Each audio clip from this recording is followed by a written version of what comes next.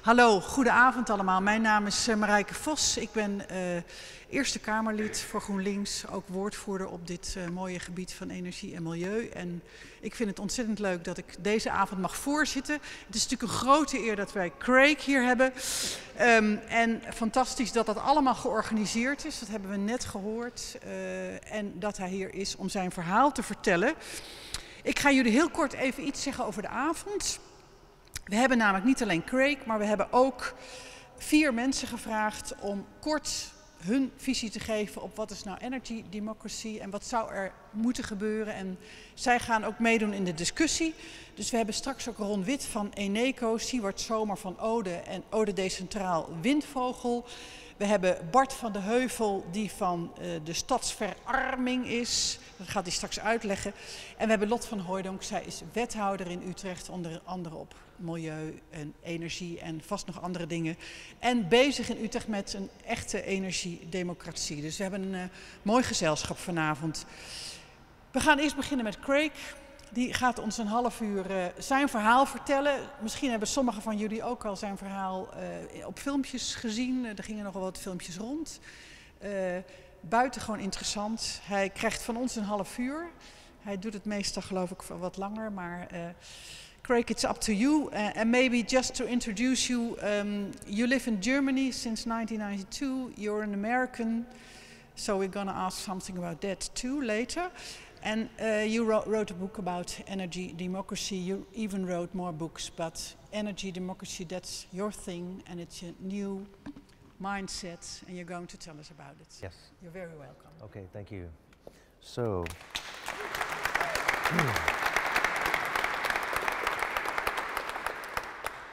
so I have to check my microphones. Hey, man! Can you hear me? Am I on the microphone now? Yes, okay, sorry. Yeah, I'm from Mississippi, so when I'm in a church, I have to sing too. So, thank you so much for coming. I know there's a lot of echo here, so I'll try to speak slowly. This is the short version of my presentation already, so I will be slowing down the short version, okay? So if it feels like I'm just touching on something and moving on, ask a question later.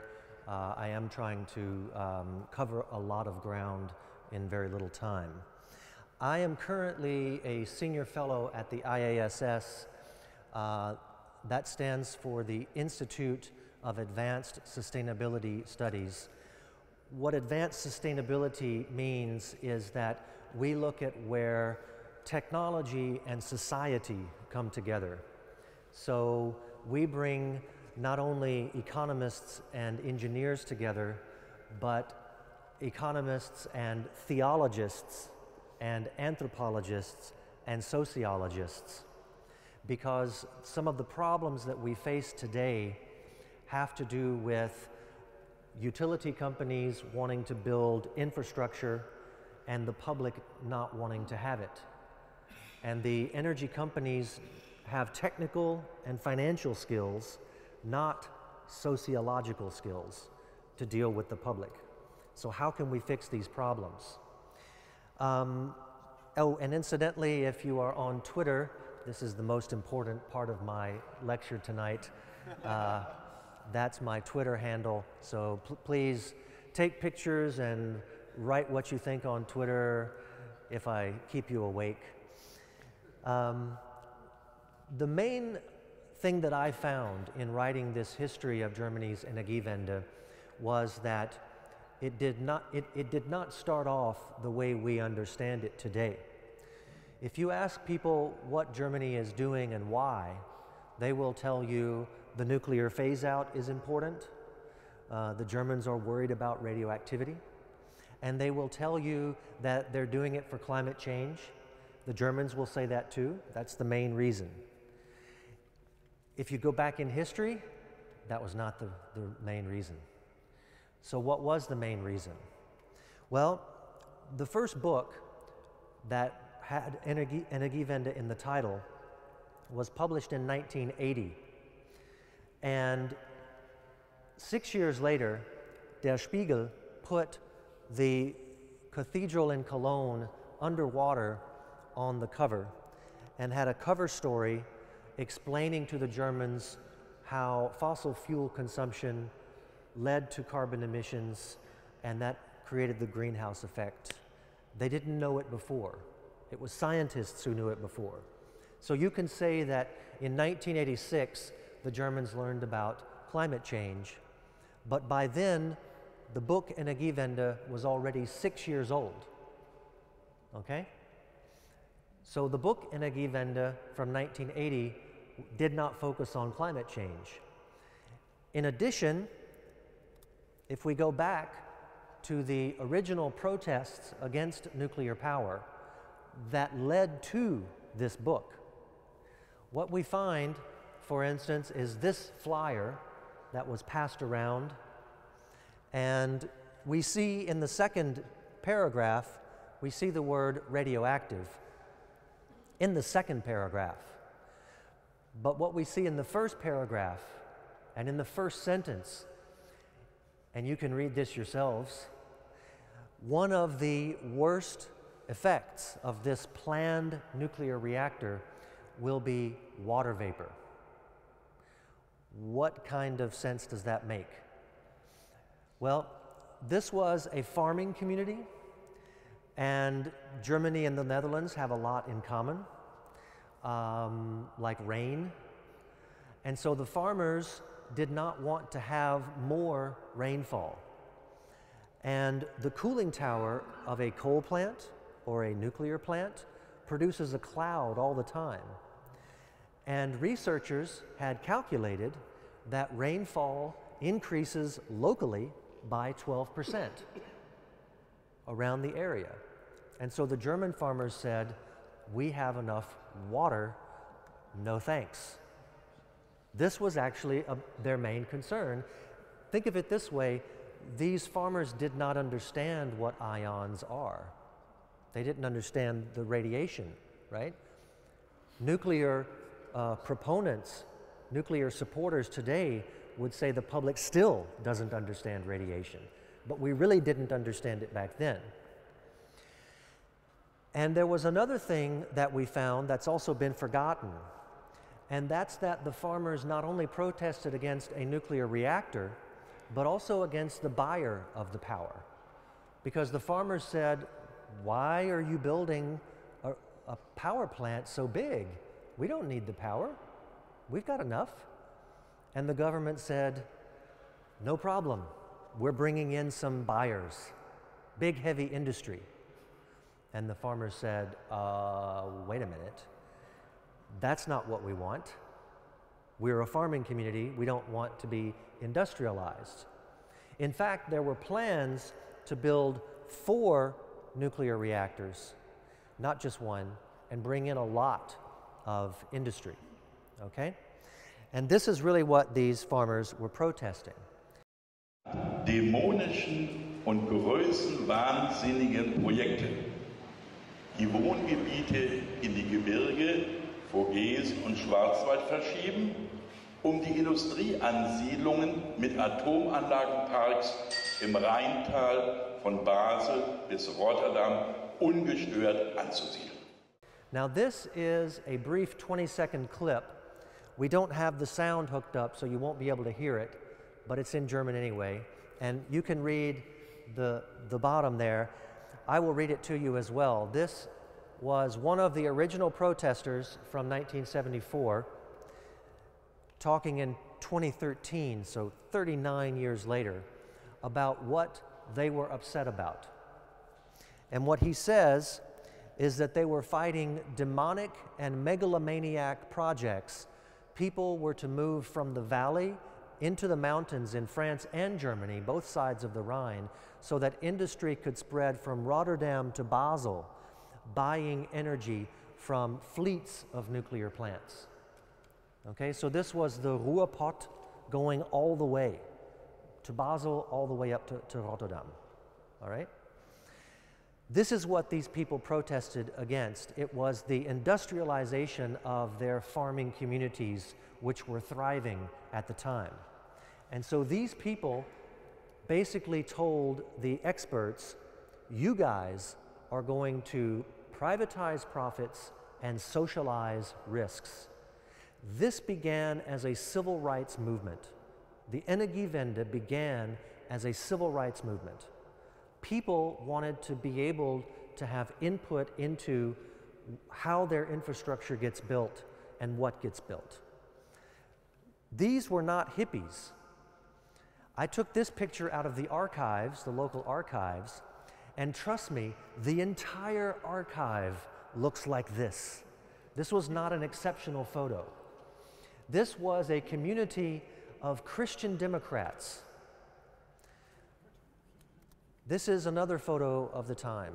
So these were middle-aged farmers, families, and they voted Christian Democrat. These were not leftist Greens. And so what they decided when they were asked, well, if you don't want nuclear, what do you want? They answered renewables and efficiency. So I'm going to show you a little bit of what happened there, but I want you to think about this for just a moment, because everyone on this tour, and I've been to Canada, the United States, Denmark, and now the Netherlands, and one day in Brussels.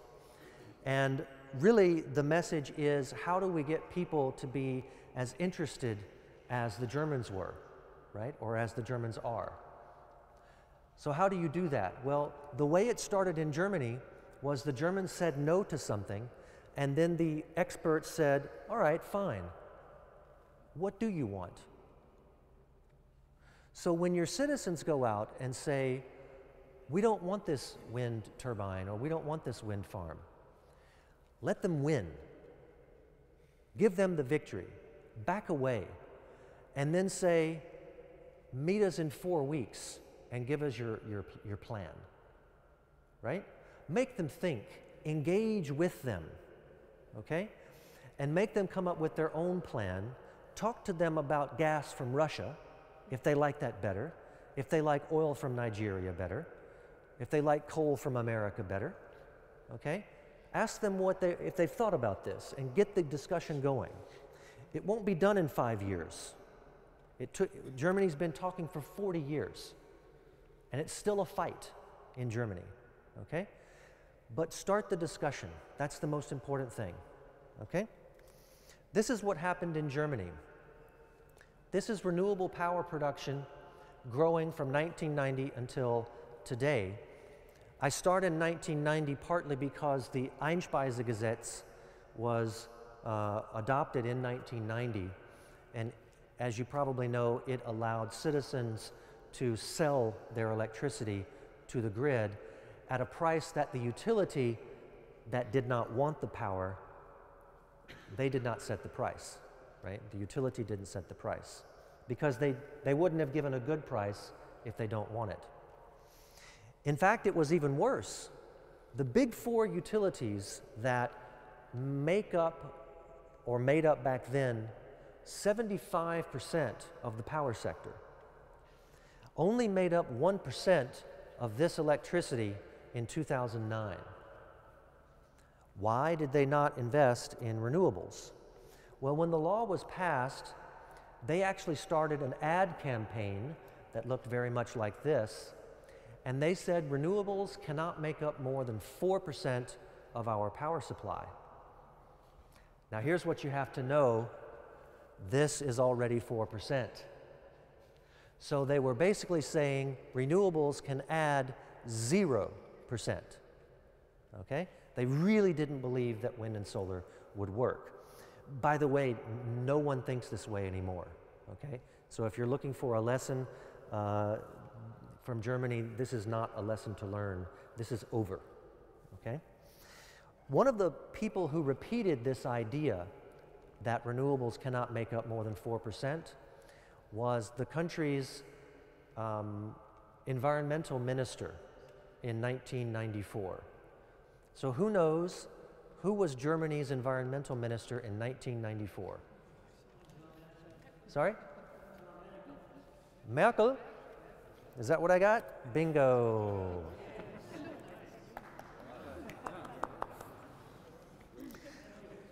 Yes, you're very welcome. You deserve it. So, if they were not building renewables then, what were they doing? Well, I'm not going to go into all of these today. That would be the long version of my presentation. But you can see every few years, and we talk about this in the book. This is part of the history. You can see that every couple of years there was a bigger fish to fry, right? If you don't think renewables matter, but you have other things happening like the liberalization of European power markets, that's a big deal, right? And what I want to focus on here, though, is the emissions trading scheme, because that kind of went wrong. What happened there was that these companies were given allowances for free to emit carbon, and the companies themselves agree that they made profits off of those gifts that we gave them. Okay, so the companies themselves say this. These were windfall profits. Okay, so they were given permits to emit carbon. They were given them for free, and then they were traded at 14 euros, and so they charged customers 14 euros. But they didn't pay anything. You get it? If not, read the book. It's okay. Don't worry about it tonight. I'm getting some people going, don't worry about it. So they have a lot of liquidity, all right? They've got a lot of cash now. That's the point. And here's the question. Think of this from their viewpoint, okay? These are very smart people. They have been told to shut down nuclear. That's 30% of electricity. So they have to replace it with something. They don't believe wind and solar will work. To be fair, no one did back then either. Even we've gone so much further than even the solar and wind people thought possible. To be fair, okay? Everyone was wrong. Wind and solar went faster than everyone thought. So these companies don't think wind and solar will work. They have to shut down nuclear. What do you replace nuclear with? Gas and coal, right? It's logical, okay? And you have a lot of cash. In fact, you have enough cash to build something like 37 power plants, 37 coal plants alone. The gas turbines are not even counted there. Now, that's not finished yet. It takes a little while for these to pile up. I hope you enjoy it because this is the entertaining part of the presentation. My graphic skills. What happened here, though, was these coal plants were just planned. And then a church group came in called Klimaallianz. This didn't exist before. These were churches coming together because of the plans to build coal plants. And they joined forces, the Klimaallianz, joined forces with Friends of the Earth Germany, which is BUND, and they decided to take these projects to court, and they went out on the street and protested, and they did everything they could just to slow this down. In the meantime, we built wind and solar like crazy, so that the companies themselves eventually saw those were not good investments.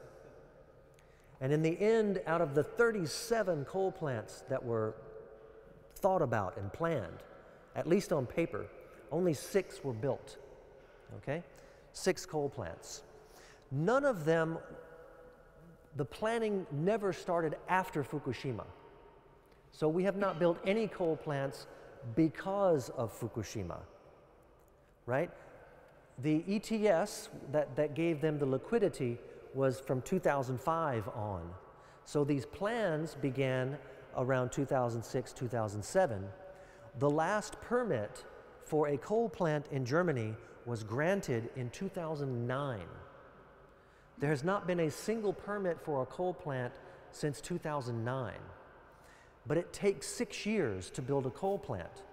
So a plant from 2009 opened last year.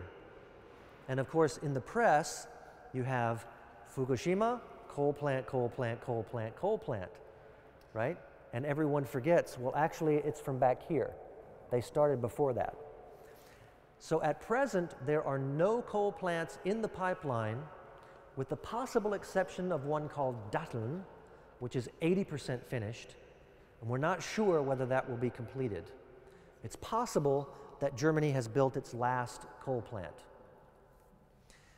But what I also learned from this history is that it's very, very important for conservatives and conservationists to work together. This overlapping works in English with the words. We have the stem conserve in both words. It doesn't even work in German. It's Konservativ und Umweltschützer, right? It doesn't work. And yet, they work together in Germany, and in the United States, they are enemies. Actually, we have serious problems in the States right now about enemies, okay? And it's been a long time coming. Maybe we'll talk about that later. I think she has some question for me. I don't know what it is. But my point is that we need, this issue is so important that we cannot afford to have it left or right. Okay, we have to find ways of getting everyone involved. And I think there's a lot of lessons to learn from the way German churches and conservatives have really been drivers from the very beginning, with the Klimaallianz and all the way back with the original protesters. Okay? So who actually did build all of that renewables? Well, in 2010, 37% was built by households alone. That's just citizens making the investments. Farmers made up 20%. The utilities and banks, okay, that's not just the big four, that's all the utilities. They made up 25%. Normally, the utilities and banks would make up about 95%. And the other 5%, I'm making up the numbers, would have been industry and commerce, right? Some industrial companies have their own energy generators, right? Often for heat and not electricity. So we have shrunk this from 95% to 25% for the conventional investors. It just shows you how much investment capital is out there if we just let them build. It's a lot. And just very briefly, you understand, sorry, I wanted to show you this. You understand who Industry and Commerce is. That's like when IKEA or Aldi put solar on the roof, right? Or when BMW in Leipzig, they have a production plant where they make the i3. It's an electric car. They have 4 gigantic industrial wind turbines on the grounds. Okay? So it's just one example. More and more companies, big companies too, will be making their own energy, their own electricity in the future. And yet, when we talk about citizens being involved, a lot of people still see them on the receiving end of the idea, not as the drivers, but as the people we have to get on board. So I hear a lot that when citizens look out the window and see someone else's project, they don't like it. But if they have been allowed to invest, suddenly they have a smiley face, right? And it turns out that this is exaggerated. The Danes right now have a policy where an energy project, like a power line, has to be offered to the public, to locals along the route. 20% has to be offered to the public. You know what they're finding? Acceptance has gone like this. Okay, that's not the last word, that's the preliminary finding, the first finding.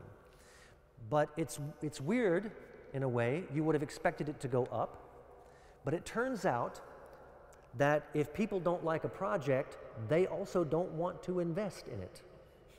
Surprise, surprise, right? It's as if we're saying, here's something you don't like, buy it, right? Doesn't make a lot of sense. So how do you make people happy? How do you make them like your infrastructure project? Well, it seems that what the people don't like is for you to bring a finished idea, a done deal to them. They want, even if they don't want to invest, they still want to talk about it. And they might want to have it moved over or have it smaller or something like that, right? So those are negotiations that we have to be open for, but the public wants input in the design phase and not at the end, okay? That seems to be the lesson right now. But I would also point out that the public is not just putting on the brakes and not just asking us to build fewer turbines. Sometimes the public has a better idea than the politicians, and sometimes the public has an idea that will hurt the business world, and so the business world pushes back. So here's an example. This is the Vauban neighborhood in Freiburg, Germany. This is totally, we get busloads of people coming over, but I've never had a bus from the Netherlands because you guys do this better anyway, okay? This is a car-free neighborhood, right? So for you, this is like, you're probably going, where's the bike lane, right? Over here we have a car. So here's the main road, and you can park cars on the main road, but on the side streets where people have their front doors, you can't park your car, there's no parking space. So everyone comes to Freiburg and wants to know, how can we copy this success from Germany back home? And so the busloads of people ask me as I take them through these neighborhoods, they say, Craig, how did the city get people to accept not being able to park their cars in front of their doors? I get that question all the time. You're Dutch. You know the answer, don't you? What's the answer? The people forced the city to give them this. There is a German law that says for every apartment you build, you have to build a parking space. And so the people went to the city. You have it in the Netherlands too, I hear. She's looking at me like it's crazy. Huh? You're from England, okay, well. We should get her up here. I have busloads of people from England coming in, believe me. So now I'm losing my train of thought. What was I saying? Sorry, yes, the people asked for it. So the people went to the city and said, we want to have this. And the city said no because of this law. And so the people had to petition the city officially, and they had to work out a compromise. The compromise is there's a couple of blocks over, there's a garage, and you have to park your car there if you have one, okay? But it was the people who had this idea. So sometimes the people have a better idea than the politicians because the politicians have a full week, right? And they can't think of everything. But also think of this. Germany wants to save its car companies right now. Have you heard of the Volkswagen thing? Yeah, okay. Germany wants to save its car companies right now. Imagine calling for bike lanes and car-free zones. We have a purchase bonus for electric vehicles, but just cars, not electric bikes, right? Because there's an industry behind it. It's industry policy, this bonus for the electric cars. It's industry policy, it's not environmental policy. If it were environmental policy, you would give people 4,000 euros and say, pick your Deutsche Bahn card or your electric bike, do what you want with it, right? That would be environmental policy. But we have business interests as well, right? So sometimes the people want to do something better than the politicians or the business world. So the people are not always wrong. Sometimes they have better ideas. Sometimes they are wrong, actually, but anyway. So this is my final slide, and then I hope to hear from you. My main point is that these days we're always talking about the whole Energiewende, the energy transition, in terms of the climate. The climate's very important, but when I go home to Mississippi and Louisiana, which just voted for Trump, And I visit my family this Christmas for the first time in a long time. I don't go home very much. And when we sit around the Christmas tree, we will try to avoid talking politics because they voted for Trump. Everyone in my family except for my brother, probably. My brother lives in California. If I want to talk to them about the climate, I could say 1 meter of sea level rise by 2100. And no one in the room will be alive in 2100. But they have problems today. You know, I'm probably going to meet somebody who has a health problem. And because it's America, they'll probably have a health care problem, a health insurance problem. Somebody's going to have a job problem. Somebody's kids are going to be in trouble with the law or doing drugs or whatever, right? Somebody's car just broke down, all kinds of problems today. And what I find when I go from one community project to another in Germany is I hear the same thing everywhere. All of these projects that worked, they all tell me we came together to save the community first and the planet second. I would like to ask you to consider talking less about 2100 and more about 2016 and 2017 with the public, so that we're not getting the 5% that are interested in climate change, but the 95% that are rational people. There's always 5% crazy, right? So don't talk to everybody. Some people are actually not reachable. But you will reach the other people with co-benefits, a focus on co-benefits.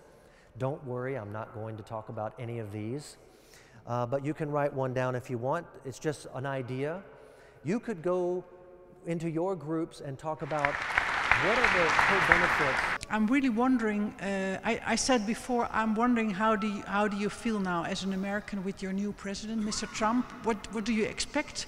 But also what went wrong and what kind of hope there is still? I think you showed already a little bit, but maybe you could tell us something. What's going to happen now, and is there some hope? What can we do? What can you do in the United States? Well, I don't mean to be opportunistic. I know that a lot of people are now rushing in to say, I told you so, right? But we did just write a book about getting rural America. I mean, I have some people in here who've read the book.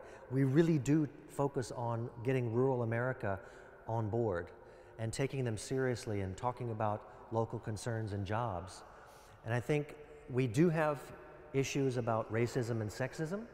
That's something that I can't address necessarily with a renewable energy project. So we're not going to fix everything with renewable energy. But I think this is a real way that we can make an improvement, okay? And we can, the other thing that my co-author wrote in the book, and I thought at the time, that sounds good. And then when Trump got elected, I thought, wow, I can't believe, you know, that was like a side idea. He talks about identity.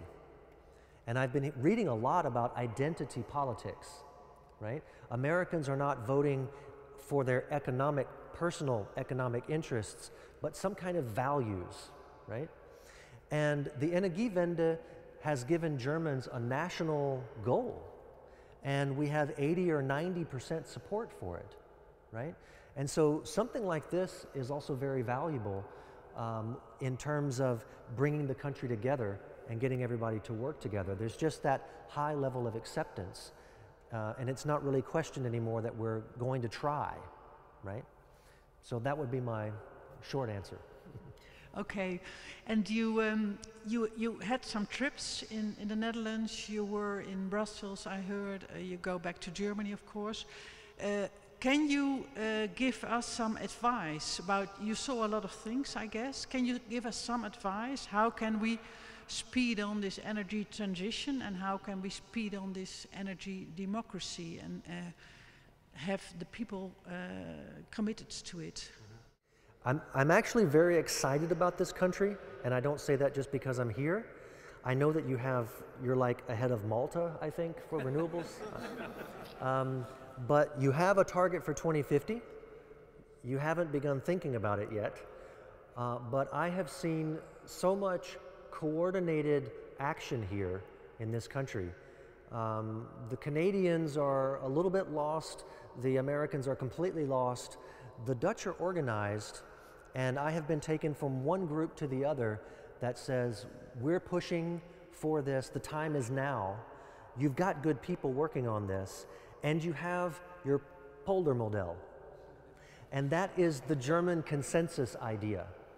You can come together as a country, use that, okay? And you're willing to compromise with other people and you have a somewhat rational discussion, okay? So I think you're at a very low starting point, and I think you're going to go very, very quickly. Okay, so just make sure that you try to keep everyone involved as you make a very, very quick transition in the next decade. That's what I expect. And what could we learn from Germany? Because they're a lot further on the road of renewables. What should we do? What Germany did? Well, what Germany did was build a lot of wind and solar when it was expensive. And now it's not expensive. Our book hopefully doesn't really say that we should follow the German example. I think you do better than Germany with urban density and with public transportation and obviously with bike lanes. So in the transportation sector, okay, you do better. One thing that we don't really have an answer for, but I've been getting the answer here this week, we talk about why the Netherlands is not Denmark with Vestas. Why don't you have a big wind company? And you know what everyone has told me this week? We have Shell. And in our book, that makes sense to me because we talk about national champions, okay? You are a company of national champions in your economy, along with France. So the Netherlands and France, they want to have a small number of huge companies like Philips and Shell to compete globally. That's a good strategy in some ways, but it's not a good strategy if you want a fundamental change that requires massive innovation, because the big companies have the most to lose, and they're powerful, so they fight. If you have smaller companies, a larger number, they will go in different directions at all times. You'll have more attempts, more innovation going in every direction, and you'll have more winners, I think, okay? And that's the German Mittelstand idea, and I think you call it Mittelstand? Yeah. So consider that, think about, I mean, we have 2 chapters just on innovation in the wind sector, okay? It's very, very important. This is not just about what citizens can do, it's also about how we shape our economies and our markets to create competition to bring about this fundamental change that the energy transition is. Okay, Craig, thank you very much. What we want to do, and I'm very sorry to tell you, Craig is just going to have a little pause.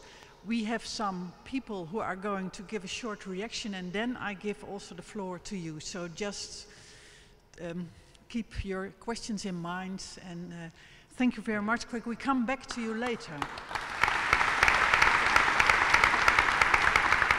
Ik geef jou een minuut of 3 om even kort te zeggen wat je van het verhaal van Craig vond, wat je zelf vindt, hoe de zaken moeten. En dan hebben we nog ruimte voor een paar vragen. Ik geef jou de microfoon, maar ik let op de tijd. Oh, goed. Ga je gang. Dankjewel, Marijke. English or Nederlands?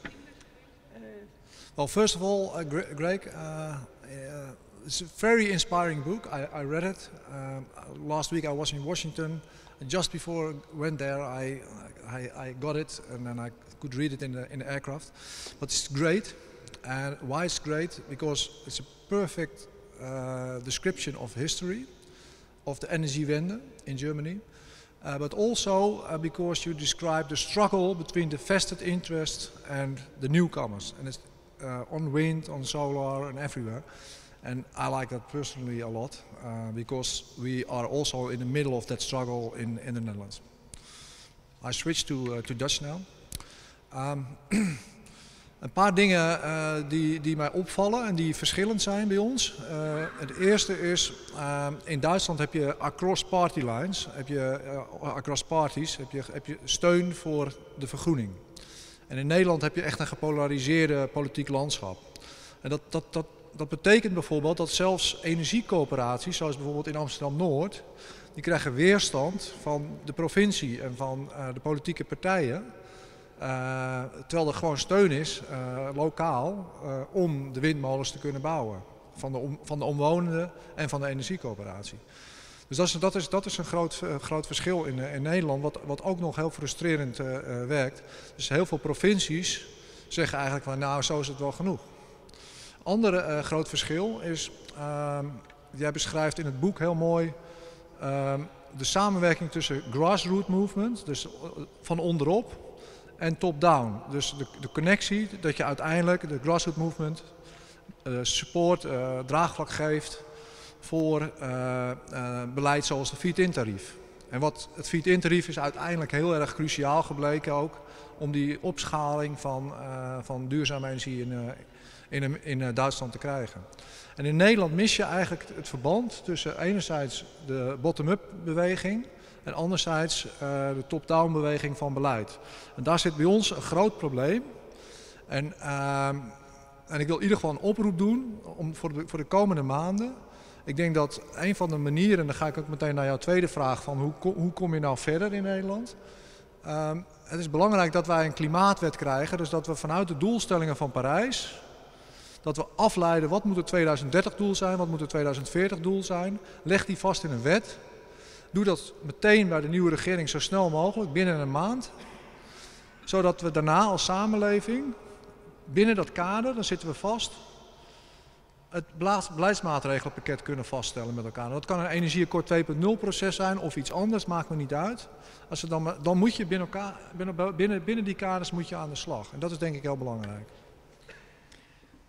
Dat is denk ik een heel interessante oproep. Sluit natuurlijk ook aan bij de hele discussie nu over klimaatwet en wat moet er allemaal. Ik wou je nog één vraag stellen, want je schetst het beeld van er is een probleem dat het bottom-up en dat top-down, dat bereikt elkaar eigenlijk niet. Wat doen jullie als Eneco daaraan om die verbinding wel te leggen? We doen een paar dingen. Wat wij, in tegenstelling tot, wij zijn een utility en wij zijn een soort enemy in het boek van Craig. Maar in Nederland zijn wij op dit moment de grootste producent van duurzame energie. Vorig jaar 30% van alle wind hebben wij operationeel gemaakt. En wat we doen de laatste jaren is eigenlijk nooit meer alleen. We doen het altijd samen met coöperaties. We laten omwonenden participeren, omdat we ook geleerd hebben dat je anders het nooit meer voor elkaar krijgt. En dat je lust en last eerlijk moet verdelen. Dus dat is één ding wat we doen. Dat is een bottom-up eigenlijk. Een top-down, wat we op dit moment doen bijvoorbeeld, is we nemen het initiatief samen met andere bedrijven. We hebben een transitiecoalitie gebouwd. Hij is vorige week of 2 weken geleden heel groot in het nieuws geweest met een nationale klimaattop. Waarbij we met inmiddels 50, 60 bedrijven hebben gevraagd van jongens, kabinet, politiek, wij willen graag een klimaatwet met doelen. Met een stevig kader, met een borgingsmechanisme. En de WRR heeft dat ook gezegd, de NGO's zijn er ook voor, sommige politieke partijen zijn er ook al voor. Dus ik denk dat als we met z'n allen daar de komende tijd voor gaan, en het bedrijfsleven staat aan jullie kant, een groot deel ervan. En het moet steeds meer worden, want ik wil ook AXO erbij hebben, ik wil ook DSM erbij hebben en anderen. En ik denk dat het gaat lukken, Tata Steel ben ik mee bezig. Dan hebben we een draagvlak en dan hebben we een heel grote stap gezet. Ron, hartelijk dank. Ik vraag jou om hier nog even te blijven staan. Je mag trouwens ook gaan zitten, maar we gaan zo nog eventjes... dan roep ik je straks weer terug, want we gaan straks wat vragen stellen aan iedereen. Ik wou graag Siewert Zomer van Ode Decentraal en de Windvogel. Siewert is nog even in gesprek met Ron. Maar nu mag je je verhaal hier komen vertellen. Siewert, graag jouw reactie op het verhaal van Craig. Wat biedt het voor perspectieven voor jullie? En wat er moet er volgens jou gebeuren om echt renewables een vaart te geven? Yeah. I understood there's somebody who speaks English. And today I heard that the Dutch speak, adult Dutch speak the best English there is. So I'll do it in English. If everybody don't mind. My reaction to Craig is I can only thank him because this is what a small group of energy cooperatives have been saying for the last last 25 years, but it got stronger after the crisis. And everywhere I come at local municipals, I have to explain that it's not necessarily about renewable energy, because Eneco can do renewable energy, Shell can do renewable energy, Google can do renewable energy. This is something about a social and democratic movement, and that changes the discussion. I'm a lobbyist for the energy cooperatives, and for the last year I've been dealing with economic affairs, and I've been hitting a wall constantly, because they look, oh, you want support? How many megawatts is that going to give me? Then we'll just build it at sea. 2,000 megawatts compared to 100 wind turbines locally, it's peanuts. So we need, as a local movement in the Netherlands, we need to change the discussion, and we need to move it into a more social discussion, and as a reaction to this apathy against governments, against democracy, against big power and big lobbyists. Because I think it's a medicine for people to get involved again. It's a medicine for this feeling of onbehagen, feeling of distrust. And I think that's what we need to create. And yes, we get extra renewable energy for it. That's great. But we also get a local economy. We also get a local democracy, and we also get power literally back to the people. And that's my invite to everybody to have that discussion on a much broader scale than just kilowatt hours and money. So you agree with the analysis of Craig that start with the local communities, bring them together, and see this renewables as an inspiration for them to, to build a better community, a better environment. That's very interesting. Do you think in Germany there is more opportunity for communities and ideas like you have? Do you think it's better there, or because we see that much renewable energy there, or do you think the Netherlands also give a good opportunity for you? In the Netherlands it gives a great opportunity. You can just see the energy cooperatives coming up. It's just that the energy market got off the ground a lot slower, because we didn't have a citizens movement to fight against. We effectively fought against nuclear power, but after that we didn't have any new nuclear power, and it basically slowed down, and we didn't manage to get up that renewable energy. But now we're only at 5%, and if tomorrow the lokale energiemonitor, the monitor of the energy cooperatives every year, will show that the production has doubled from last year, which is still small, but if you double every year, if you grow exponentially, you will get a line like this. And what gives me very much hope is that a lot of people are saying you're only small and you will stay small. And as Craig said, everybody was wrong about renewable energy, and I will see that everybody will be wrong about the renewable energy cooperatives in the Netherlands. Okay, well, thank you very much. I will invite you back a little later, and then there will be room for you all to ask some questions. I now would like to ask Lot van Hooijdonk. Lot is wethouder in Utrecht. En nou ja, eigenlijk heb jij volgens mij een fantastisch lokaal energiedemocratie opgezet. Dus vertel, zou ik zeggen. En commentaar misschien op Craig also. Mag ook in het Nederlands. Ik ga het toch in het Nederlands doen. Excuse me. I'm a little bit ill, so I can't think in English right now. Ik ben het voor een heel groot deel natuurlijk met Craig eens. Maar ik zou ook wel een enkele kanttekening willen plaatsen. Ik zit een beetje op de lijn van Ron.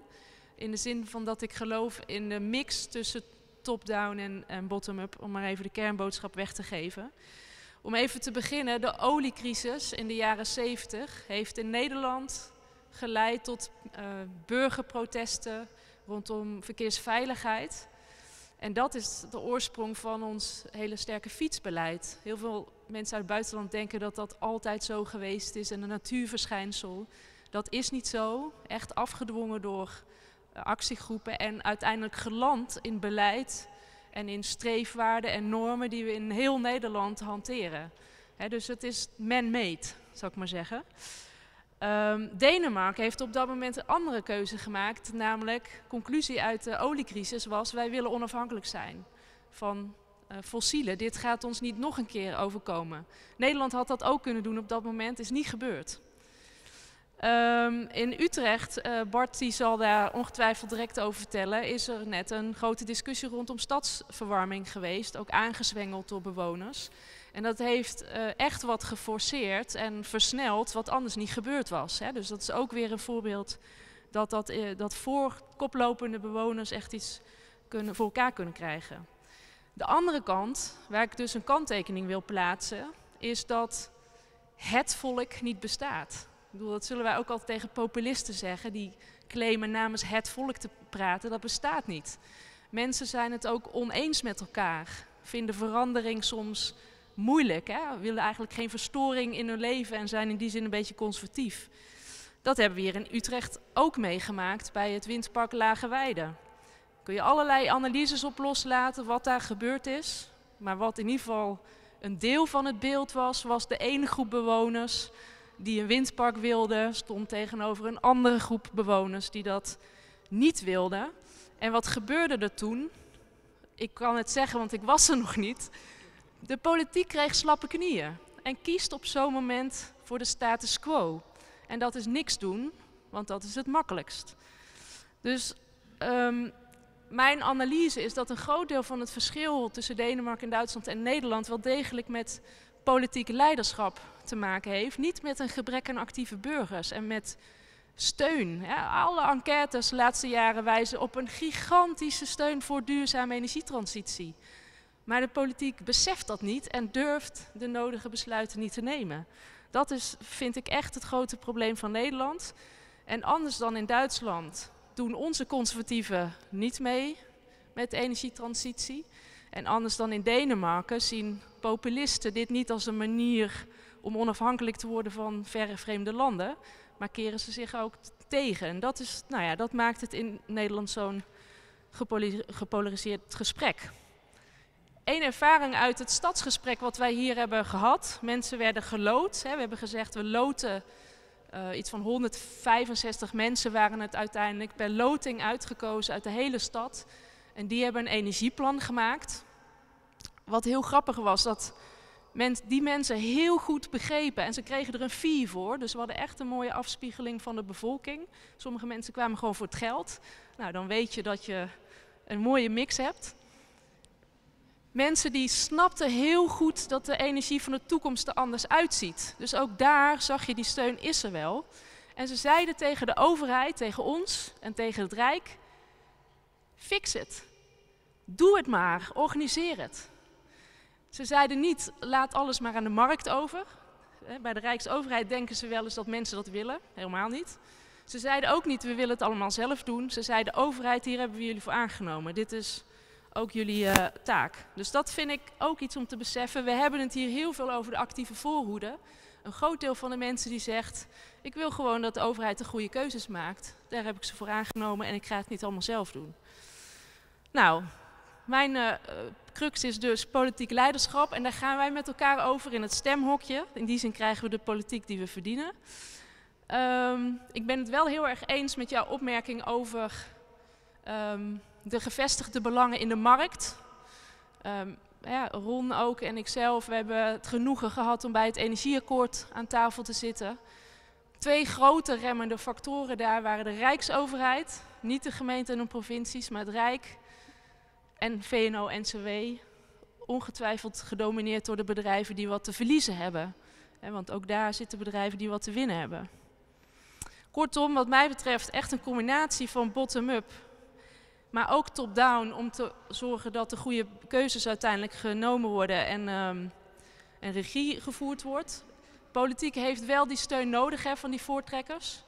Ik zat vanochtend nog in het Formule E-team over elektrisch rijden, wat echt down the drain gaat. Hè. Nederland was top en gaat nu naar beneden. Door de autobrief en de uitspraken van Wiebes. Maar ook omdat de Kamer niet meer durft. Ze hebben echt het gevoel, we worden maatschappelijk niet gesteund. En als breed in de politiek het gevoel is, er is geen maatschappelijke steun, dan is de ruggengraat weg. Dus in die zin is die maatschappelijke voorhoede heel erg belangrijk. Nou, helemaal mijn laatste opmerking. Die methode van die stadsgesprekken zullen we in Utrecht nog vaker toepassen. Ik weet al een aantal dingen die gaan gebeuren, maar helaas, u moet nog even wachten. Het staat vast weer in de krant over een tijdje. En een van de mooie symbolen, we hebben een regietafel gestart. Daarin zitten gemeenten, er zitten corporaties, Eneco, steden als netbeheerders. Maar het allermooiste, ik zit even te zoeken naar de kop die erbij hoort. Nee, die is achterin gaan zitten. Onze voorzitter is de bewonersvertegenwoordiger. Dus nou, een mooi symbool van hoe je toch regie kan voeren, maar met ook mensen die door de perspectief van bewoners van de stad wel meedenken of we dat wel op een goede manier doen. Lot, dankjewel. Heel helder verhaal. Jij komt zo ook nog terug, maar ik denk dat Lot, and maybe I could say it in English, she just describes we need political leadership, and you describe that then in this case you can do it bottom up and top down together, and you need each other, and you also say that politicians, they dare to make decisions when they know that the people want what they do, but you also have the experience in Utrecht that the people said, okay, fix it, just do it, take your role, politicians, do what we need. And so that's very interesting. Maybe we could talk about it later. Thank you so much for this moment. And then we have our last speaker for the night. That's Bart van den Heuvel, stadsverarming. Ook uit Utrecht. Bart, jij krijgt ook even kort de vloer om even kort te vertellen waar je mee bezig bent, wat jij bereikt. Thanks. I'll I will. Thanks so much. Craig, I tried to do it in English, so but I might miss some of the words, so apologies for that up front. Thanks for your inspiring book. I just started to read it, and I think I'll finish it in the next few days. My name is Bart van den Heuvel. I'm one of the citizens. I'm just the local guy that has something with energy since 1.5 years. We own a house. We lived there for 10 years. It has a flat roof. So in 2012, I thought, okay, let's put sun panels on top, and that makes sure that we get more than 5,000 kilowatt hours a year, which makes us even actually a producer of energy rather than only a consumer. 1.5 years ago, I started to drive a fully electric car, which is a great experience. Can recommend to everyone. And I commute to work with that, and that's all great. So then 1.5 years ago I thought, okay, what's my last thing? And that's my energy bill, and that's actually heating. And I was the lucky one with district heating, so no gas but district heating. And yeah, that's well, then I started to find out that system completely sucks. Because I wanted to get rid of it. I wanted my heat pump. I wanted to finalize my energy transition at home. And I wrote to Ron's company and said, please disconnect me. And Ron sent me an offer back, or an invoice of €3,500 to disconnect my residential home from this beautiful network. So that motivated me to do more with that. So in the end, I filed them a lawsuit and said, well, if not this way, then the highway. And we didn't go to court, unfortunately, or fortunately, because we settled.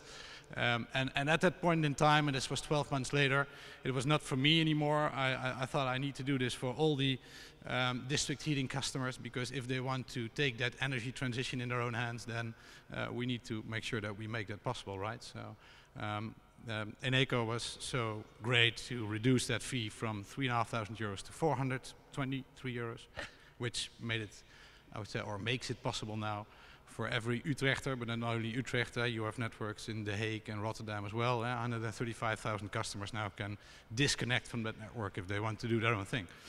So that was my first thing. Then I came across something else, which was a problem in Utrecht related to district heating, mainly, and that is that if we build houses on the district heating network, then we take that big power plant or the district heating plant. We take that into account when we design, I would say, the house, when we calculate the isolation for the house and all the components.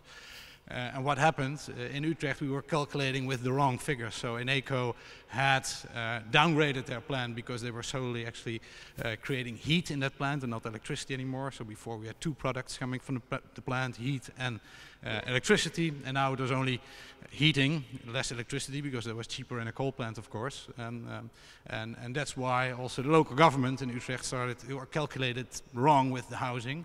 And that led to, I would say, a lowered isolation for the respective houses.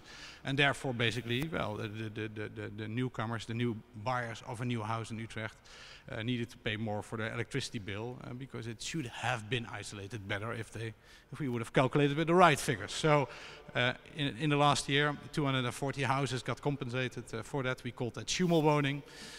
We needed to find a good name in order to make people aware of that problem, and I think we succeeded with that. And as a last item, and then I'll hand you back the microphone, Rijke, is that we have also a biomass plant for Utrecht, also by Eneco. And Utrecht is one of the largest cities in the Netherlands. We have even a highway dividing it, so we have a west and an east part. We built a beautiful tunnel actually for that highway in order to remove the noise and the uitstoot, the emissions. Thank you. But what we're doing now, we're building a biomass plant really in the middle of our city, and to me that's like insane. Fijnstof, CO2 emissions. We add to the busiest part of the Netherlands, the highest dense part of the Netherlands, for which we invested in a beautiful tunnel. This happens without independent research. So we believe the Eneco research done, the research done by Big Energy, that this is the best thing for Utrecht.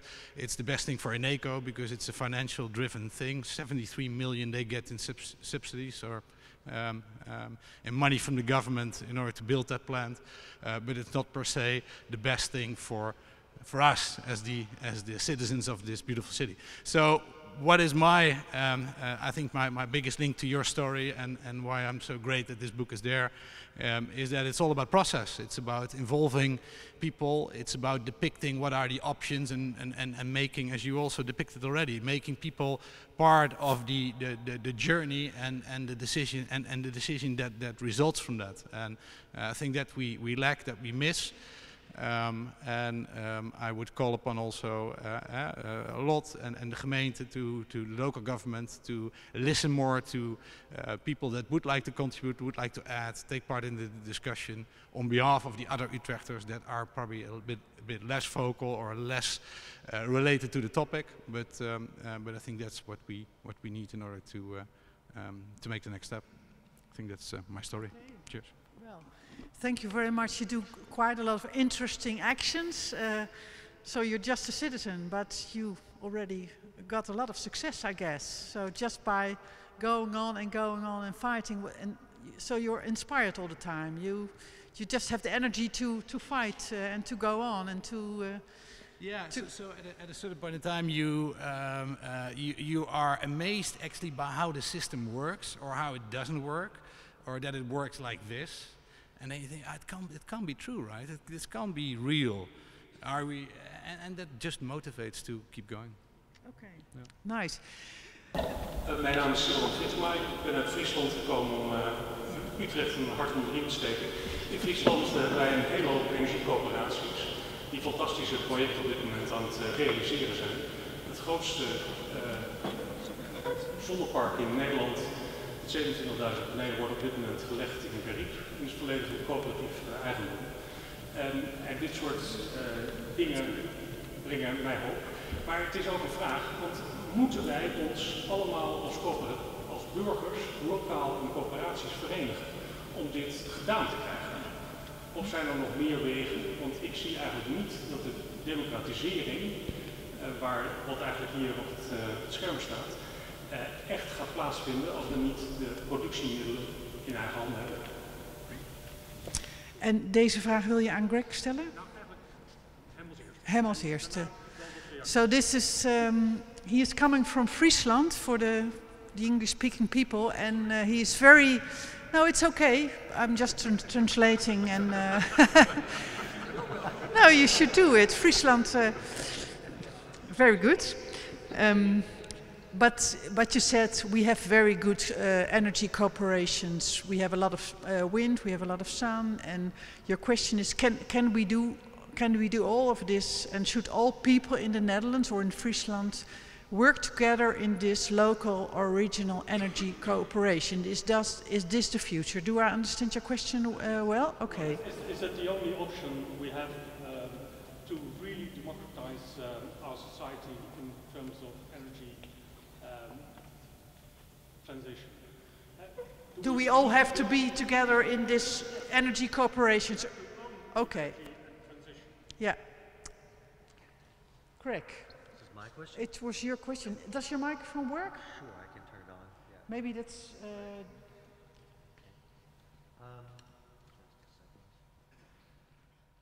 So, can you hear me? There it is, yeah. If I understood the end of your Dutch, you said the means of production. I mean, yes, I think it's important. Maybe I should just make this clear also based on what Ron said, and your name again? Lot. Because I'm not trying to suggest that people alone are going to suffice and we don't need companies, okay? What I am saying is that citizens can't do everything, but we can't do this without citizens, okay?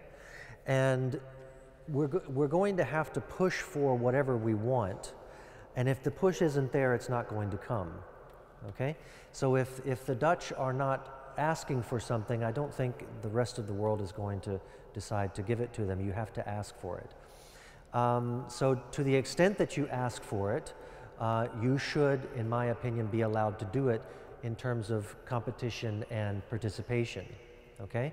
But again, I'm thinking right now broader about input, and I'm including the people who say no to without knowing anything about the project, the Utrecht wind farm you mentioned. I don't know anything about this, but my principle that I'm working on right now is I'm going to call that democracy, all right?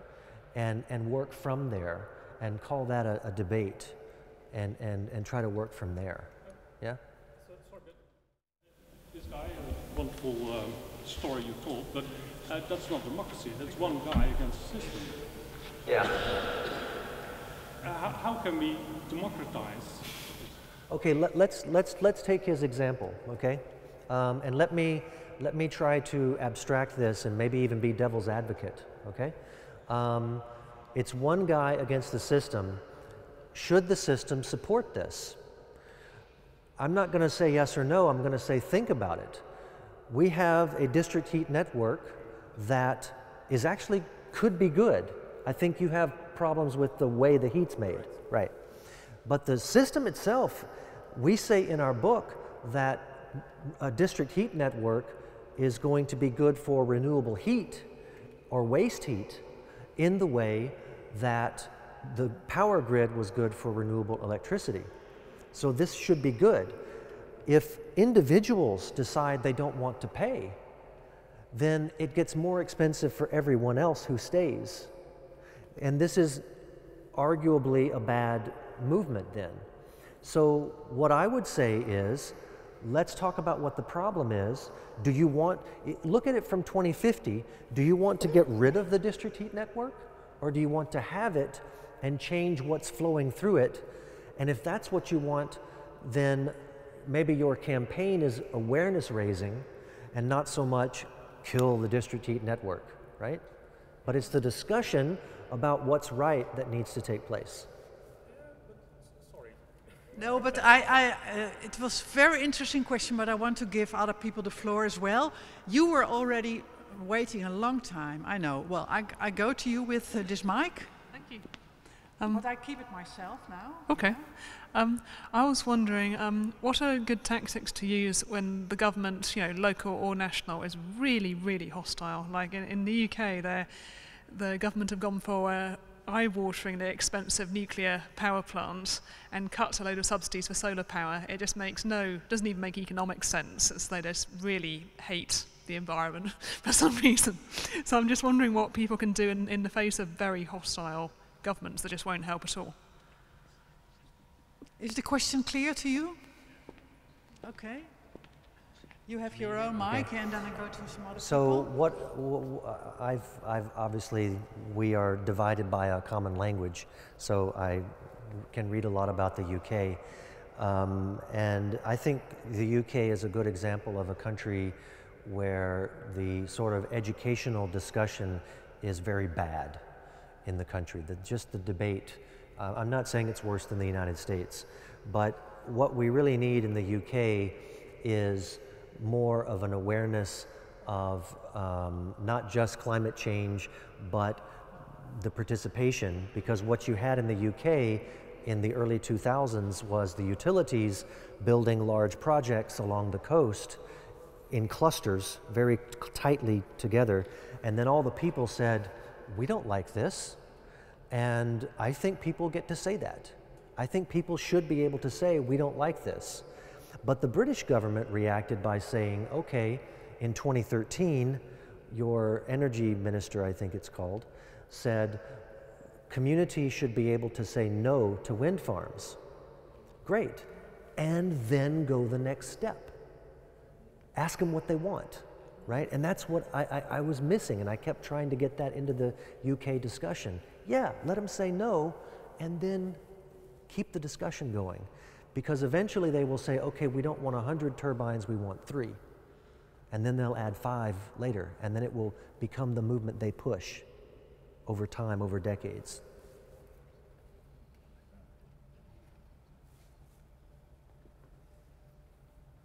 My name is Jacobi-kerk. I have one question about the German situation. That's a word that's missing in your discussion, and that's brown coal. Because I've seen those graphs, and I use them in my lectures as well. But the Germans make up the difference by taking away nuclear energy or brown coal. That seems to be really stupid, to say the least.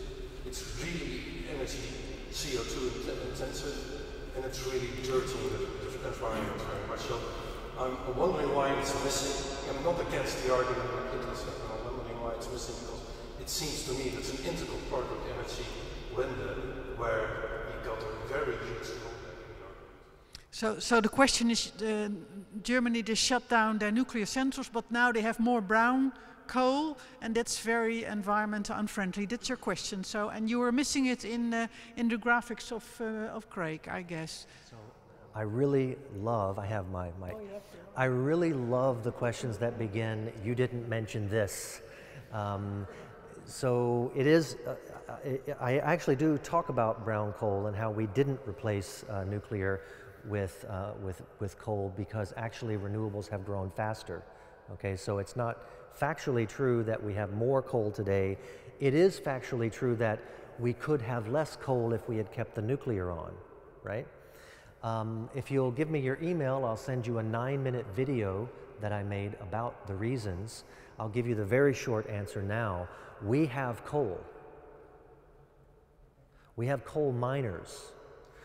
We had a demonstration of 100,000 people in Germany this year, 2016, if I remember correctly. Pro-coal.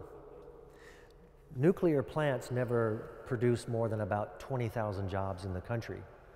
The uranium is in Africa. We don't have uranium mines. We don't have uranium miners. This is a social issue. And you're asking me the question just like everyone asks, I'm just thinking CO2. And I'm telling you, all of your answers to everything are going to be social, okay? The answers why Germany has coal is because, why we have coal power is because we have coal and because we have coal miners. And they fight this and they're powerful. They're organized in unions. And that's really the answer to the question. I'm not saying I find it good or bad. Okay, I'm saying it's a powerful structure to crack. Ron, you want to add something? Well, I think it's good to have the figures. Since 1990, the CO2 emissions in Germany went down by 26%. In UK, 28%, Belgium, 20%, and the Netherlands, 12%. And by the way, they are still subsidized coal mines in Germany till 2018. But that's broken down now, but I think it's important as a background. So it's going well. So you say it's going? It's going well. The CO2 emissions are going down much more than in the Netherlands, for instance. Okay, clear point. CO2 emissions in Germany go down much quicker than they do in the Netherlands. So they're not doing that bad. That's what you're saying. Lot, I will give you the floor. I think you are talking about VNO-NCW offer to the cabinet to make this fund of 100 million. I think that clears up a lot for many people in the room. And I agree with you that probably you get the wrong projects then, only the large scale projects. I don't have a very concrete answer to you because I think we are struggling for a long time in the Netherlands of how to, for example, the gebouwde omgeving, the build-up area. In the end, for example, in a city like Utrecht, we have to, well, I sometimes describe it as a fight. Maybe that's too much of a warlike vocabulary. But in the end, every single house should be part of the transition, should be renovated and isolated. It's a huge job. I mean, it's unbelievable how much work we have to do, and especially individual house owners. I mean, social housing is already difficult, but there you talk to professional ownership.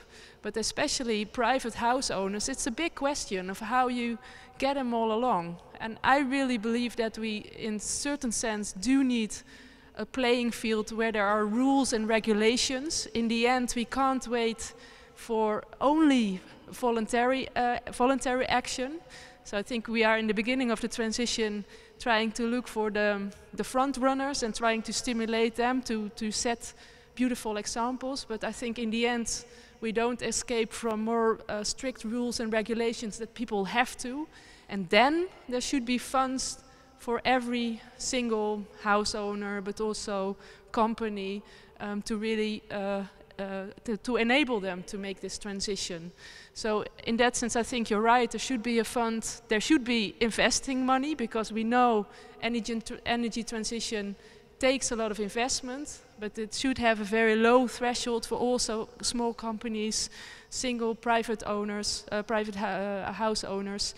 And we'll have to look for a way to bundle them to make a little bit of more bigger packages because otherwise we don't manage the full transition, I think. Okay, thank you a lot for this question. U mag ook uw vraag in het Nederlands stellen hoor. We gaan heel erg naar het, dus als u dat liever doet, doe het in het Nederlands, dus ook helemaal prima. Next question, ik bedoel volgende vraag.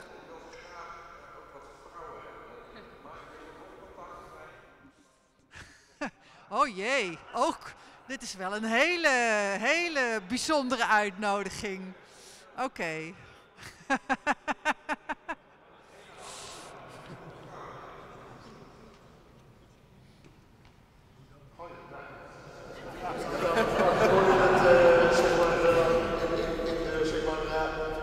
de eigen taal stellen, dat vind ik zeker zo makkelijk. Heel goed. En ik ben ook niet zo ijdel. Misschien is dat meer zo. In die zin. Wie ziet de klimaatverandering al van ons allemaal even de vingers opsteken? Wie denkt dat dat aan het gebeuren is? Ja, wie ziet hem al? Wie erg vaart hem al? Wie heeft er schade van? Wie heeft er schade van? Ik ook. Ik zal een grap vertellen. Ja, het is geen grap hoor. Ik ben een boer en ik ervaar al zeg maar 20 jaar schade door het klimaat, door versopen aarde, onder andere winterpenen, et cetera, et cetera. Ik ben dus een van die groep die Craig zei aan het begin, die die zeg maar conservatief-achtige christenen, dat ben ik toch nog steeds wel, maar ik ken die groep is ook sociaal. Nee? Daar is die zeg maar oude sociaal-conservatieve component wel in het christendom. Dus dan ga je denken, ik heb een probleem. Aan de andere kant ga je bij planten en die zetten die CO2 weer eens op. En dan kan je bodemkoolstof van maken. Ik ben dus eerder ook een verhaal aan het vertellen dan dat ik een verhaal zou maken. Mijn verhaal komt er dan aan. Die planten die kennen die CO2 weer opzetten en dan kan je dus, dat is dan energie. Dan kan je wel beter dan CO2. Maar je kan hem ook op slimme methodes in de bodem stoppen. Afgelopen met dat klimaatakkoord was er een Frans initiatief, 4 promiel op 1000 vanwege bodemkoolstof, ja, organische stof, humusstof. Daar gaat het. Bomen doen dat ook. Er zijn 2 maatschappelijke spelers die dat kunnen. CO2 vastleggen, bosbouw en boeren. Landbouw als oplossing. Nou ben ik sinds februari ook, ik heb meegelopen met Nikkel en met onze goede windvriend en daar ook heen met de kleine maas van Urgenne. Ik had een stuk geschreven in Trouw en van het voorjaar had ik er weer in het NRC.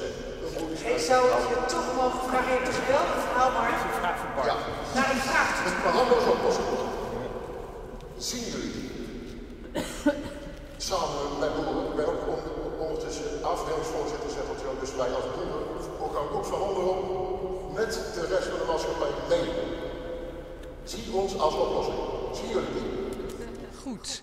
Nou, ik ga even kijken. Zien jullie de boeren als oplossing? Wie wil hierop reageren? Ja, in Nederland, ik weet niet waar het vandaan komt, maar in Nederland wordt een redelijk onderscheid gemaakt tussen boeren en burgers. Je hebt de energiecoöperaties en je hebt de Windunie, dat is een coöperatie van burgers. Maar in Nederland wordt straks in Zeewolde het grootste community windpark in heel Europa gebouwd. Dat zien we hier in Nederland niet, maar dat is gewoon een initiatief van boeren. En in samenwerking met energiecoöperaties waar ook de burgers in Almere en Zeewolde mee kunnen doen.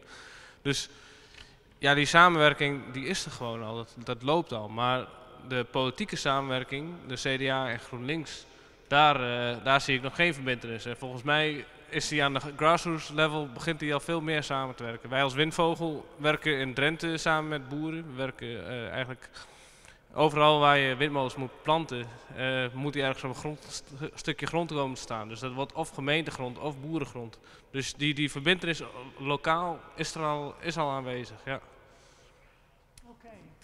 U wil nog even reageren.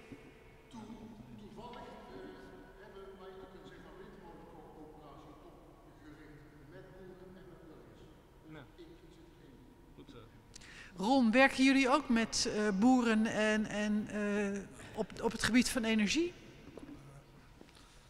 Ja, dat, sowieso in coöperatieverband, maar ook met zonnedaken. Dus wij bijvoorbeeld de Zonnehub. Dat is ook een coöperatie op nationaal niveau die als platform fungeert. Dus burgers kunnen dan, die geen dak hebben, kunnen dan zich intekenen. En dan kunnen boeren, maar ook lokale Rabobanken en anderen, die kunnen hun dak beschikbaar stellen. Maar soms doen we het ook met gewoon lokaal, proberen we een heel groot stukje grond, zoals in Ameland is dat ook gebeurd, met coöperatie, met de gemeente, met de lokale participanten proberen te doen. En vaak zitten daar boeren daarbij. Ja, mooi. Nee, Craig, this you understand maybe what this guy was saying. I'm a farmer and I want to participate and see us as a positive option because we do a lot and we want to do a lot. And you also said that you have the opportunity to put the CO2 back into the how do you say, in the soil and lay it down. So and I think it's good you standing up and telling your story. So Greg, this is one of those people you were looking for. Exactly. I think this is still on. I don't want to be louder than I have to be. I think in general, one of the reasons why we really try to communicate so much that this is good for rural communities is that farmers have big roofs, so they can do a lot of solar. They have a lot of bio-waste. I believe biomass should be bio-waste. They can recover a lot of that. And they also have land where they can put a wind farm. Not a lot of people live around there. And they can continue farming under the wind farm, okay? So this gives farmers a second source of revenue at a time when, at least in Germany, maybe it's different here, but in Germany, farmers are also suffering, right? Milk prices and all the rest, right? So we need to do something for them, and this is perfect, right? They can do everything. Thank you. Andere vragen? I followed a course on climate psychology for 3 years now, and one of the scientists told me, the whole group, that we have to break the climate silence, that the climate silence is a socially constructed thing, and we have to talk about climate change. And yeah, I saw the benefits, and I think it's very important that the climate outreach group, and today I had from Futera college, that we have a collective responsibility, and that's a very important driver, I think. So I want to ask everybody to follow climate outreach and Futera on this subject, because it's a very important subject. And I also have a question.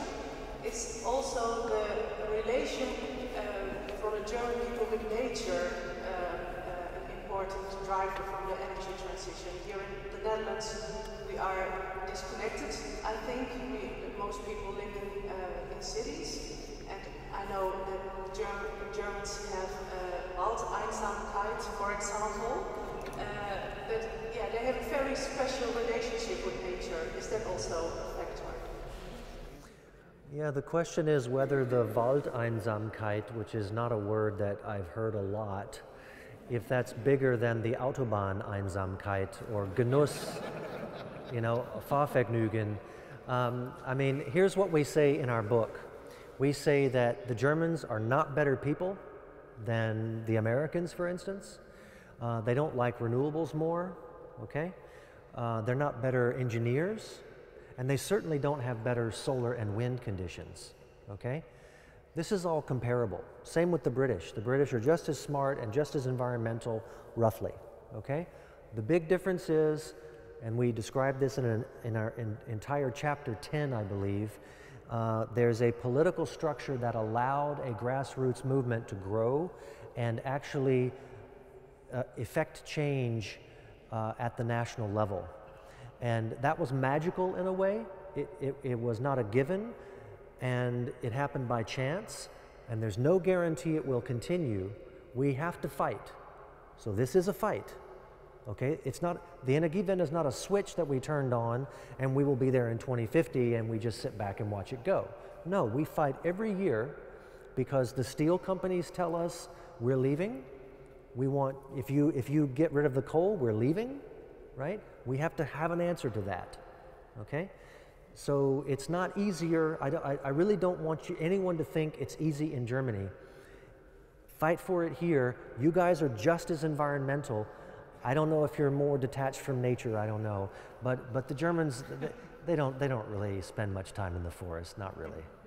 Ik zou Craig wel nog iets willen vragen. Ik doe het even in het Nederlands, but I can also translate in English. Because you say there was a political structure in Germany which led these movements to do their thing. So, wat kunnen we daar in Nederland nou van leren? Wat moeten wij veranderen in onze politieke structuur om dit toch meer ruimte te geven? Well, the big question really going forwards is, would that even still apply? Because back in those days, wind was small, and now it's gigantic, right? A single wind turbine can easily cost 3, 4, 5 million euros, okay? And so back in the 1990s, the early 1990s, individual farmers could mortgage their homes to buy a single unit. Now you have to come together in collectives. Okay, so one of the difficulties I have is saying Germany did this in the 90s and you do it now. Okay, so the question is, how can we bundle citizens? You will do solar at home, maybe. What do you do with bio-waste in cities? You're a very urban country, right? What do you do there? I don't think Germany has an example, okay?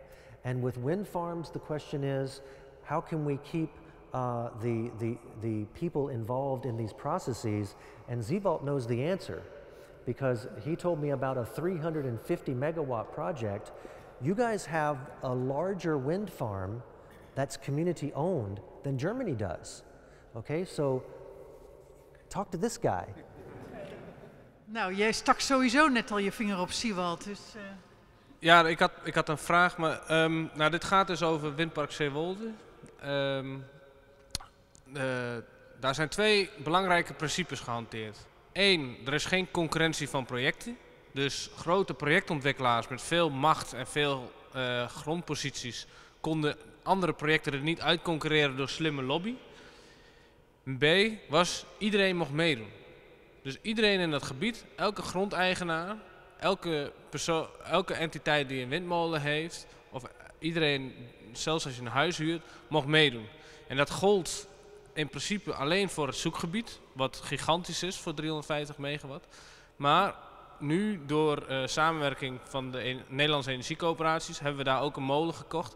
En kunnen ook de burgers in Almere en Zeewolde mee participeren.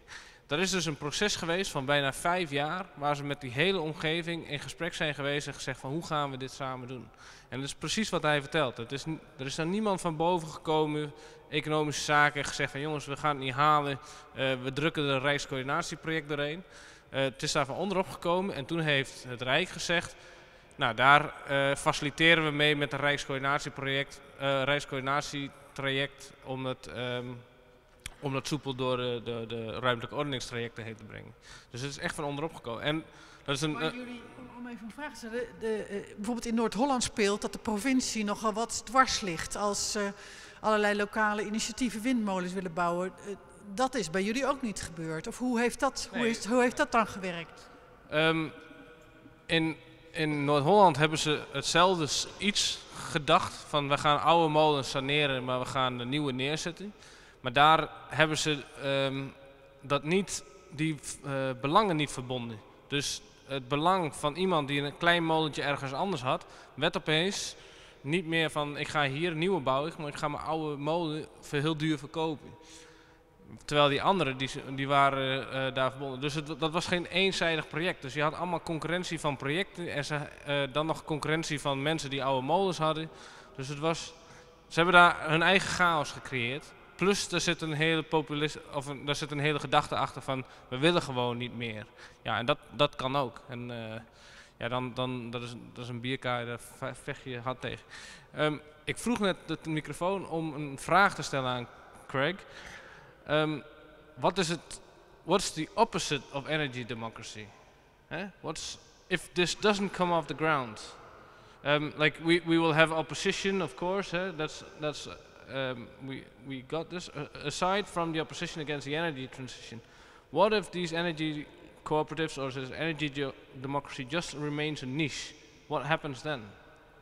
So we talk about this in our last chapter. The opposite of energy democracy is technocracy. It's when the technical experts tell us what we should do. And I don't mean to offend, but I think the UK is pretty close to that, what I gather from the discussion. You get the experts really beating on people, saying, you guys don't know what you're talking about. And the experts in Germany really treat the public with respect. And this has been a long process, a long learning process. In return, the public has to learn the difference between kilowatts and kilowatt hours.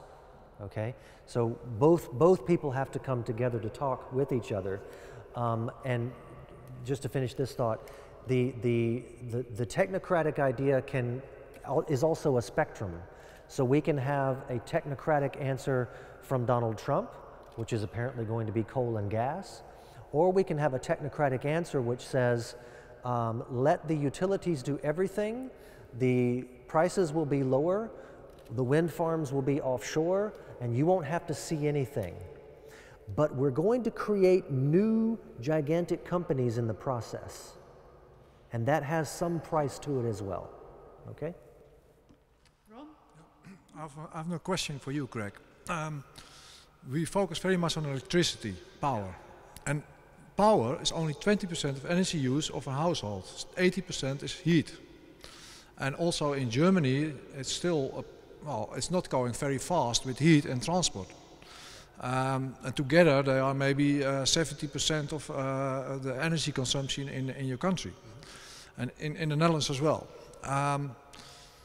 So my question is, what can communities play a role in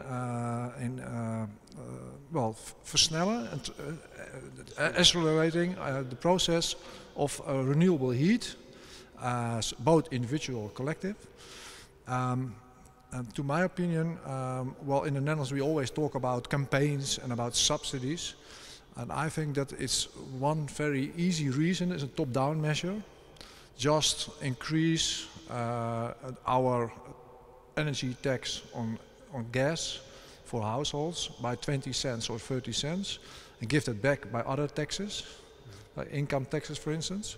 And then all other renewable options become cheaper than currently the gas heat machines, the hoogrendementsketel. And that's the biggest problem. I guess that if you arrange that, then bottom up, everybody comes up and build communities, etc. So my question to you is, what's your opinion about that? Yeah, I'm very glad that you asked this because it's absolutely right. We talk about, the reason we talk about electricity all the time is because it worked with solar and wind. If you go back to the 70s, everybody was talking solar thermal. Why didn't solar thermal work? Well, it's because we had a power grid and not a district heat grid. So everyone had this excess heat and they couldn't dump it anywhere, sell it anywhere. So for the renewable heat side, we need the district heat networks, right? That's one thing. The real question for me, though, is not so much the renewable heat, but the efficiency.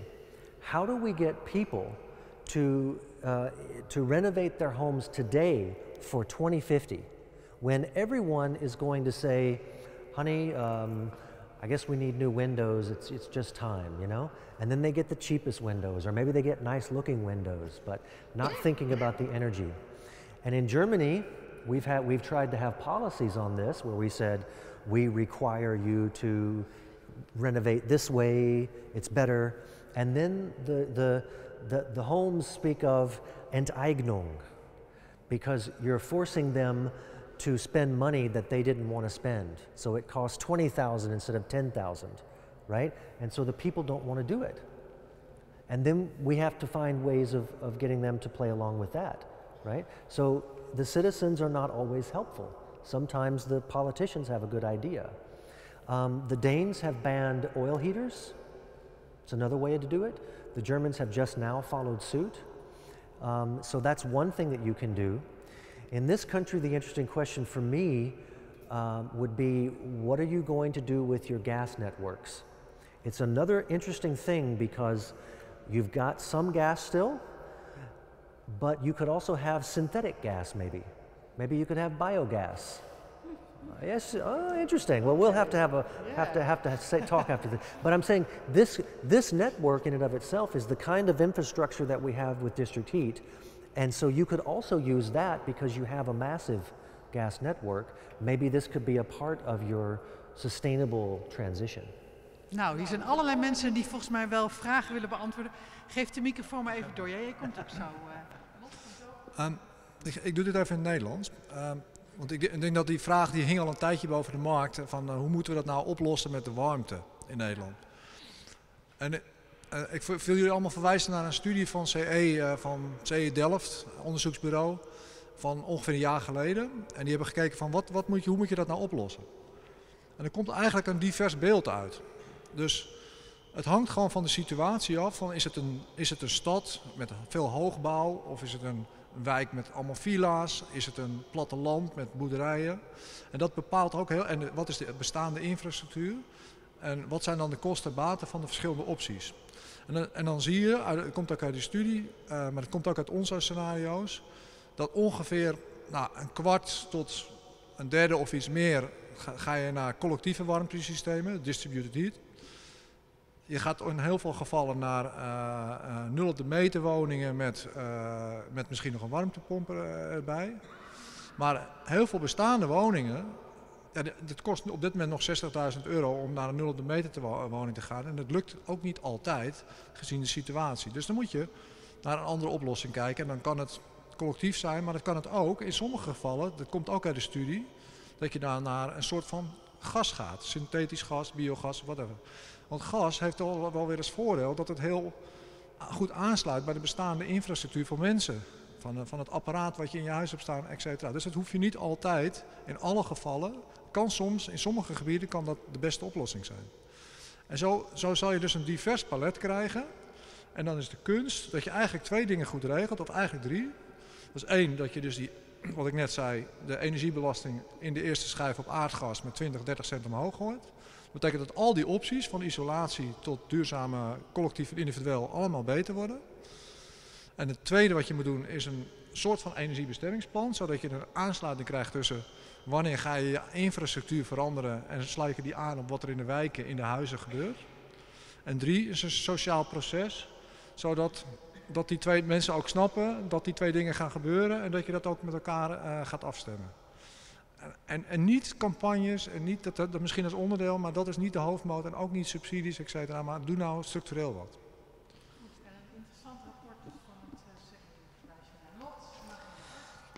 Ja, dit is het punt waar ik net in antwoord op Dick ook op duidde. Hè. Van dit is volgens mij een van de grootste vraagstukken waar we mee zitten. Van al die individuele beslissers eigenlijk, die mensen thuis zijn. Hoe ga je die nou eigenlijk allemaal meenemen? En ik denk dat juist die gasinfrastructuur in Nederland een enorme kans biedt. Want grappig genoeg, als je er even over nadenkt, ze gaan die pijpen die ze in de grond hebben gelegd iets van 50 jaar mee. Nou, jaren 60 hebben we de transitie gehad, dus mensen die een beetje kunnen rekenen. We zitten nu in de tijd van de vervanging. Dus al die netbeheerders die zijn nu grote plannen aan het maken om al die pijpen te gaan vervangen die sinds de jaren 60 zijn aangelegd. En volgens mij moeten we met elkaar afspreken dat we dat gewoon niet doen. En dan creëer je een voldongen feit. En dan kan inderdaad, op tijd zeggen natuurlijk, mensen moeten geen nieuwe cv meer kopen. En dan kun je inderdaad in wijken, je moet dat voorspelbaar maken, dat mensen weten waar ze aan toe zijn. We moeten zorgen dat daar de fondsen voor klaarstaan, dat het aanbod vanuit de markt om het ook aan te leggen klaarstaat. Ik vind dat gemeenten daar een rol in moeten hebben als meest nabije overheid om dat op een goede manier te begeleiden. Ja, dit is gewoon de nieuwe grote stadsvernieuwing die eraan komt. We hebben eerdere stadsvernieuwingen gehad om andere redenen. Het einde van het gastijdperk is echt een grote kans voor een grootschalige stadsvernieuwing. Althans grootschalig in de zin van dat die door het hele land moet, maar wel stukje bij beetje. En ik hoop dat we, en dat is denk ik ook het verhaal wat bij het verhaal van Greg past, we moeten daarin de waarden, de benefits verbreden. Niet alleen, u krijgt een andere energievoorziening in uw huis, maar uw huis wordt opgeknapt, wordt comfortabeler. Maar ook uw buurt, ook de openbare ruimte. De buurt wordt opgefrist. En dat is een gigantische taak. Maar het einde van die gasinfrastructuur is dus ook een kans. Wat heeft er zin? Yeah, so I'll try and do it in English. So we know heat is the problem, right? So electricity is relatively easy. Heat is difficult to transport, and I think we have a few issues with heat. One is also our legislation. We have a law in the Netherlands that basically establishes the pricing for district heating from gas. So that's linked to each other. But in that calculation, there's a lot going wrong. One example of that is that, how do you say that? A gas unit, which is in people's homes, is priced at 2,500 euros. And that's by far not the market value anymore. You buy these things for 700, 800, 900 euros and that's it, right? So the district heating pricing is excessively high. We pay 200 to 500 euros. A district heating household pays 200 to 500 euros more compared to a gas household on average yearly. So the Dutch government wants to phase out gas in the Netherlands and replace it, for now, mainly by district heating. But if we retain this type of legislation which results into this type of pricing, then people just don't want it. Then it's an unfavorable product, and people just simply don't like it. Although it might be the best way forward from a technology perspective or from an infrastructure perspective. In my opinion, only when it's low temperature based and not with the high temperatures that we have currently, because that requires a very powerful source, and then we talk in most cases fossil energy again, unless we can do geothermy and these type of solutions, right? So I think that is the key thing to solve as well from a central legislation perspective, that pricing gets to a reasonable level. Because if that gets to a reasonable level, I wouldn't have wanted to disconnect maybe from district heating myself and other people in Utrecht, right? I think the other thing I want to mention, yeah, sorry. No, and I think last thing is again process involved indeed. There is in Utrecht Warmte 030 now. It's a platform by citizens that wants to talk with the local government, with the energy companies about how do we depict that future from a heat perspective. Yeah, use that and do it jointly.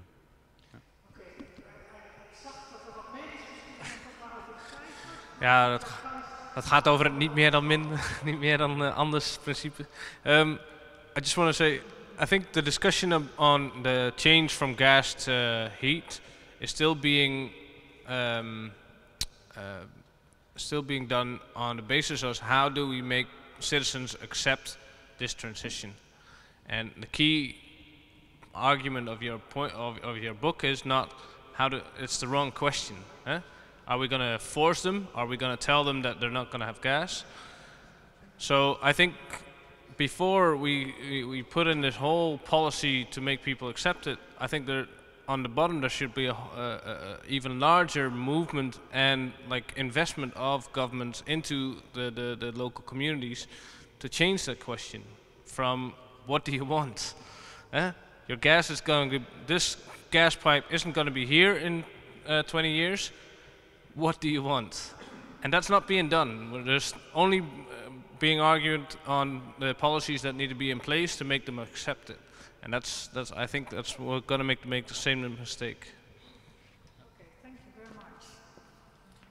Ik denk dat wij naar een afronding moeten. Ik kijk nog even de zalen of er iemand is die echt nog een ongelooflijk dringende vraag heeft. Dan bent u de laatste. Thank you. I have one final question on building coalitions, and I think every one of you can say something about it.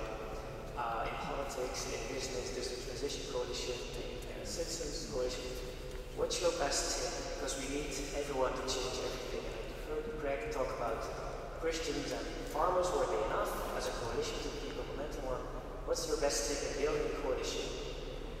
Je wilt van iedereen horen, you want to hear for everyone, wat een goede nieuwe coalitie is. Nou, en Craig hadden we al gehad, hè, met de farmers en de conservatives. Is er iemand die daar een idee over wil geven? Wat is een goede nieuwe coalitie? En liefst een beetje een onverwachte coalitie. Lot. Well, we once had this initiative of, what was it called again? Nederland krijgt nieuwe energie. Does someone remember it? It was initiative of, let's say, grassroots political party, well, the more sustainable types. And in that time it, well, didn't really succeed. I would hope an initiative like that. And I say it because I think to add to my plea that I think political leadership is important.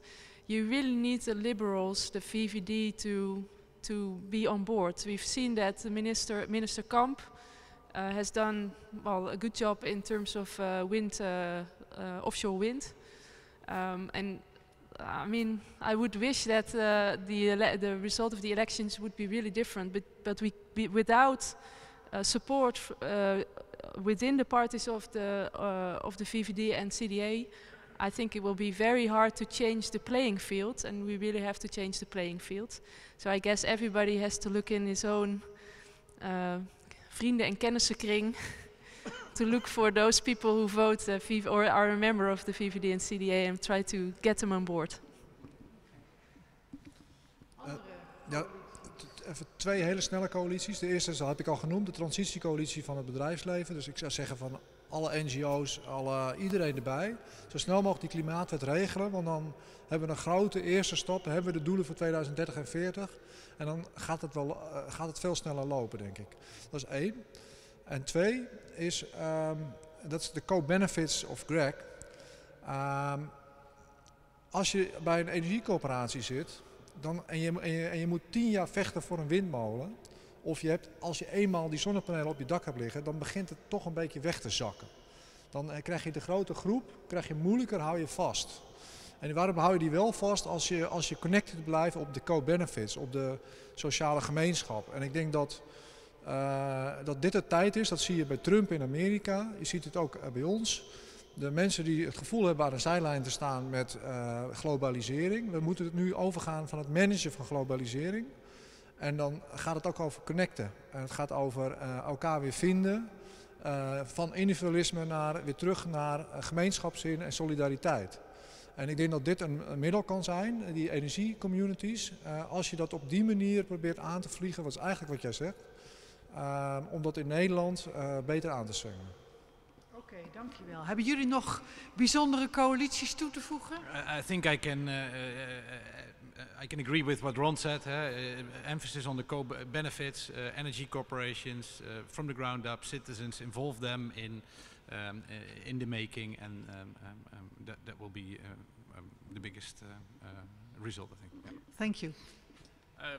I think what we mostly forget is the outreach, especially what Ron said, to the people who will suffer under energy poverty. So the energy transition is going to cost money to a certain extent. Energy is going to be more expensive, taxes will go up, and the people who can't afford these reverberations, they will be hurt the most. And if they feel that the energy transition is something from the left, from the green, that hurts them, and if you don't bring them along, then you're also going to lose your battle. You're going to have enemies from citizens. So that's an important thing that we shouldn't lose track of. Okay, thank you so much. This was an interesting last question. Thank you for putting this question. Ik ga deze avond afsluiten. Ik denk dat we een aantal mooie dingen hebben gehoord. Het ging over energiedemocratie, maar het ging ook over dat er wel degelijk leiderschap nodig is. Dat je dus ook iets van boven moet hebben wat met daaronder gaat samenwerken. Dat er lef nodig is van politieke leiders. We hebben interessante ideeën gehoord wat we richting de verkiezingen kunnen doen. Namelijk ga samenwerken.